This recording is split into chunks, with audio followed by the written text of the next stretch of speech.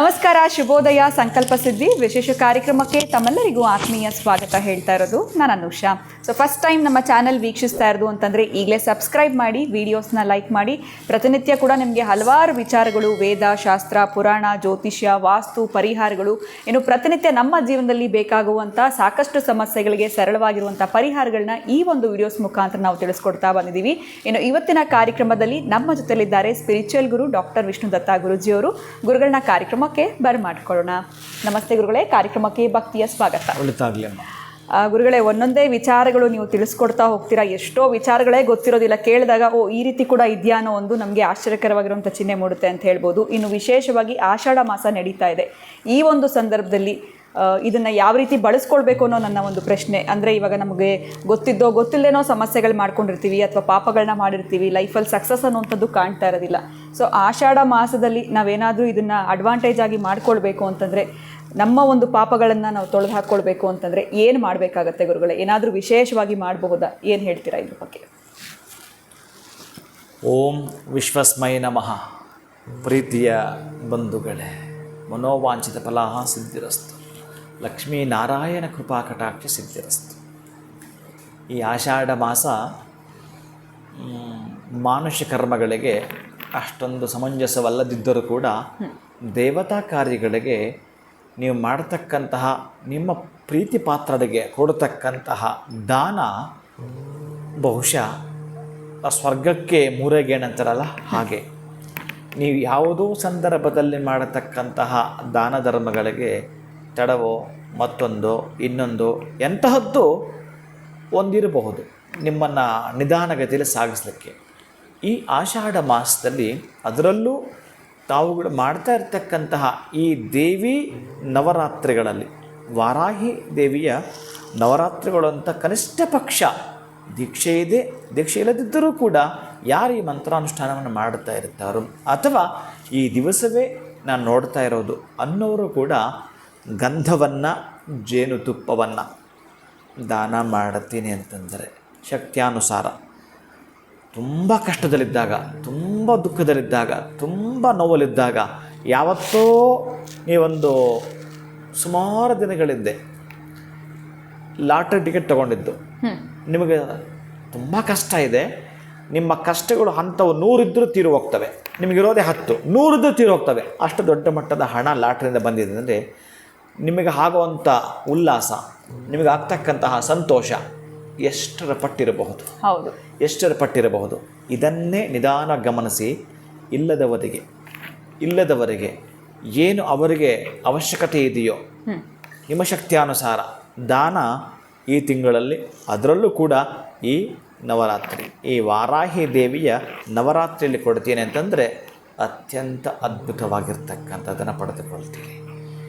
ಅದರಲ್ಲೂ ಈ ಹೆಣ್ಣು ಮಕ್ಕಳಿಗೆ ವಸ್ತ್ರದಾನವನ್ನು ಮಾಡ್ತಕ್ಕಂಥದ್ದು, ಆಮೇಲೆ ಬ್ರಹ್ಮಚರ್ಯ ಪಾಲಿಸ್ತಕ್ಕಂಥವರಿಗೆ ಹಾಸಿಗೆ ದಾನವನ್ನು ಮಾಡತಕ್ಕಂತಹದ್ದು, ಇನ್ನು ದವಸ ಧಾನ್ಯವನ್ನು ಮಾಡ್ತಕ್ಕಂಥದ್ದು, ಈ ಅಮಾವಾಸ್ಯೆಗಳು ಪೌರ್ಣಮಿಗೆ ಬರೋದೇ ಅದಕ್ಕೆ ನಮ್ಮನ್ನು ಎಚ್ಚರಿಸಲಿಕ್ಕೆ ಮೊನ್ನೆ ಅಷ್ಟೇ ಹೋಯ್ತಲ್ಲ ಮಣ್ಣೆತ್ತಿನ ಅಮಾವಾಸ್ಯೆ, ಅವೆಲ್ಲವೂ ಅಷ್ಟು ಈ ರೀತಿಯ ಅಮಾವಾಸ್ಯೆಗಳು ಈ ರೈತ ಇಷ್ಟು ದಿನಗಳ ಕಾಲ ಏನು ಆ ಒಂದು ಅವನದಾಗಿರ್ತಕ್ಕಂತಹ ಅವನ ಸ್ನೇಹ ಬಳುವಳಿಕೆ ಇರತಕ್ಕಂಥದ್ದು ಪ್ರಾಣಿ, ಎತ್ತು, ಎಮ್ಮೆ, ಕುರಿ, ಕೋಳಿ, ಇವುಗಳಿಗೆಲ್ಲ ಕೂಡ ಆ ಮಣ್ಣಿನಿಂದ ಬೊಂಬೆ ಮಾಡಿ ಅದಕ್ಕೆ ಸಂತೃಪ್ತಿಯನ್ನು ಪೂಜೆಯನ್ನು ಮಾಡತಕ್ಕ ವಿಧಿವಿಧಾನ ಅದೊಂದು ಭಾಗ ತುಂಬ ಪೂರ್ಣ ಅದು ನಡೆದಿದೆ.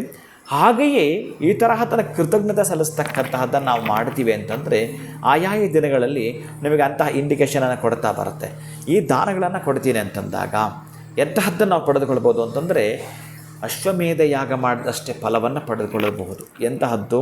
ಗಂಧ ಮತ್ತು ಜೇನುತುಪ್ಪ, ತಾಂಬೂಲವನ್ನು ಇದನ್ನು ದಾನ ಮಾಡ್ತೀನಿ ಅಂತಂದರೆ, ಅದನ್ನು ಇವತ್ತೇ ನಾನು ಮಾಡ್ತೀನಿ ಅಂತಂದರೆ ಇನ್ನು ನಾಳೆ ಇರತಕ್ಕಂಥ ಕಾರ್ಯಕ್ರಮಗಳು ಎಲ್ಲೆಲ್ಲಿ ಜರುಗುತ್ತಾವೋ ಅಲ್ಲೆಲ್ಲ ಕೂಡ ನಿಮ್ಮ ಕ್ಷೇತ್ರಗಳಿಗೆ, ನಿಮ್ಮ ಗುರುಗಳಿಗೆ ಬಹುಶಃ ಅಂತಹ ದೇವಾಲಯಕ್ಕೆ ಗಂಧವನ್ನು ನಾವೇನಾದರೂ ದಾನ ಮಾಡ್ತೀವಿ ಅಂತಂದರೆ ನಮ್ಮ ಮನೆಯ ಅಷ್ಟೂ ಸದಸ್ಯರ ಮನಸ್ಸು ಶ್ರೀಗಂಧವಾಗ್ತಕ್ಕಂತಹದ್ದು, ಪ್ರಫುಲ್ಲವಾಗಿರ್ತಕ್ಕಂಥದ್ದು, ನಮ್ಮ ಸಂಸಾರ ಆನಂದವಾಗ್ತಕ್ಕಂತಹದ್ದು, ಮಂದ ಸ್ಥಿತಿ ಮನೆಯಿಂದ ತೊಲಗ್ತಕ್ಕಂತಹದ್ದು, ಶ್ರೀಗಂಧದ ಆನಂದದ ಬದುಕು ನಮ್ಮದಾಗ್ತಕ್ಕಂಥದ್ದು. ಆ ಮನೆಯಲ್ಲಿ ಪ್ರತಿ ಸದಸ್ಯನು ಕೂಡ ಅಂದ ಚಂದವಾಗಿ ಅವನ ಬದುಕನ್ನು ರೂಪಿಸಿಕೊಳ್ಳುತ್ತಾನೆ ನೀವು ಗಂಧ ದಾನ ಮಾಡೋದ್ರಿಂದ. ಅಂದರೆ ಎಷ್ಟು ಪ್ರಮಾಣದಲ್ಲಿ ದಾನ ಮಾಡಬೇಕು ಗುರುಗಳೇ? ಬಹುಶಃ ಅದು ಅವರ ಶಕ್ತಿಯಾನುಸಾರ ಅಂತ ನಾನು ಉಲ್ಲೇಖ ಮಾಡ್ತಾ ಇದ್ದೇನೆ.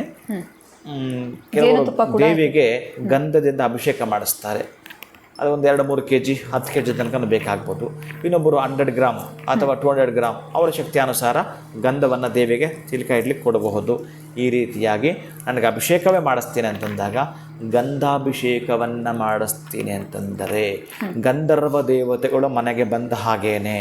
ಗಂಧರ್ವ ದೇವತೆಗಳು ಮನೆಗೆ ಬರ್ತಾರಂತಂದರೆ ನಿಮಗೆ ಏನು ಹೇಳ್ತಾನೆ ಅಂತಂದರೆ ಕಡಿಮೆ ಇರೋದು ಏನು ತೋರಿಸೋಣ ಅನ್ನೋದು ತಿಳಿಸ್ತಾನೆ ಆ ಗಂಧರ್ವ ದೇವತೆಗಳು ಮನೆಗೆ ಬಂದಾಗ.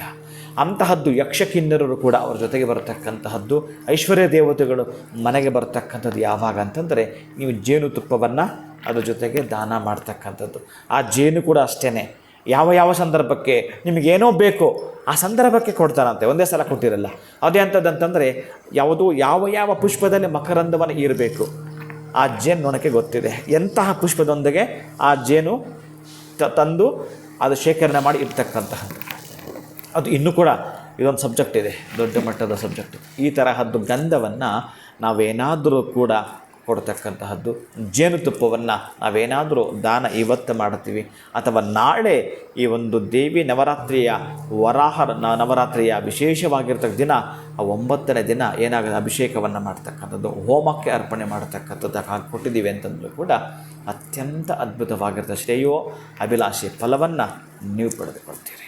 ಖಂಡಿತವಾಗ್ಲೂ ಈ ಒಂದು ಆಷಾಢ ಮಾಸದಲ್ಲಿ ನಮ್ಮ ಒಂದು ಪಾಪಗಳನ್ನ ತೊಳೆದುಕೊಳ್ಬೇಕು ಅಂತಂದರೆ ಈ ಜೇನುತುಪ್ಪ ಆಗಿರ್ಬೋದು, ಶ್ರೀಗಂಧದ ದಾನವನ್ನು ನಾವು ಯಾವ ರೀತಿ ಮಾಡೋದ್ರಿಂದ ಸಮಸ್ಯೆಗಳಿಂದ ನಾವು ದೂರ ಉಳಿಯೋದಕ್ಕೆ ಸಹಾಯ ಆಗುತ್ತೆ ಅಂತ ತಿಳಿಸ್ಕೊಟ್ಟಿದ್ದೀರಾ ಗುರುಗಳೇ. ಧನ್ಯವಾದಗಳು ತಮಗೆ. ನಮಸ್ಕಾರ. ಹರೇ ಶ್ರೀನಿವಾಸ. ಇನ್ನು ನಾಳೆ ಜುಲೈ 14ನೇ ತಾರೀಕು ವಾರಾಹಿ ನವರಾತ್ರಿಯ ಕಡೆಯ ದಿನ ನೀವು ಕೂಡ ಕಾರ್ಯಕ್ರಮದಲ್ಲಿ ಪಾಲ್ಗೊಳ್ಳೋದಕ್ಕೆ ಅವಕಾಶ ಇರುತ್ತೆ. ಗುರುಗಳನ್ನ ಕೂಡ ನೇರವಾಗಿ ಭೇಟಿ ಮಾಡ್ಬೋದು. ಎಲ್ಲಿ ಯಾವಾಗ ಯಾವ ಸಮಯದಲ್ಲಿ ಬರಬೇಕು ಇದೆಲ್ಲದ್ರ ಬಗ್ಗೆ ಕೂಡ ನೀವು ಮಾಹಿತಿಯನ್ನು ಪಡೆದುಕೊಳ್ಬೇಕು ಅಂತಂದರೆ ಸ್ಕ್ರೀನ್ ಮೇಲೆ ಸಂಖ್ಯೆಗಳು ಬರ್ತಾ ಇದೆ, ದಯವಿಟ್ಟು ಆ ಸಂಖ್ಯೆಗಳಿಗೆ ಕಾಲ್ ಮಾಡಿದಾಗ ಸಂಪೂರ್ಣವಾಗಿರುವಂಥ ವಿಚಾರವನ್ನು ತಿಳ್ಕೊಳ್ಬೋದು ಅಂತ ಹೇಳ್ತಾ ಇವತ್ತಿನ ವಿಡಿಯೋನ ಮುಗಿಸುವಂತಹ ಸಮಯ ಆಗಿದೆ. ನಮಸ್ಕಾರ.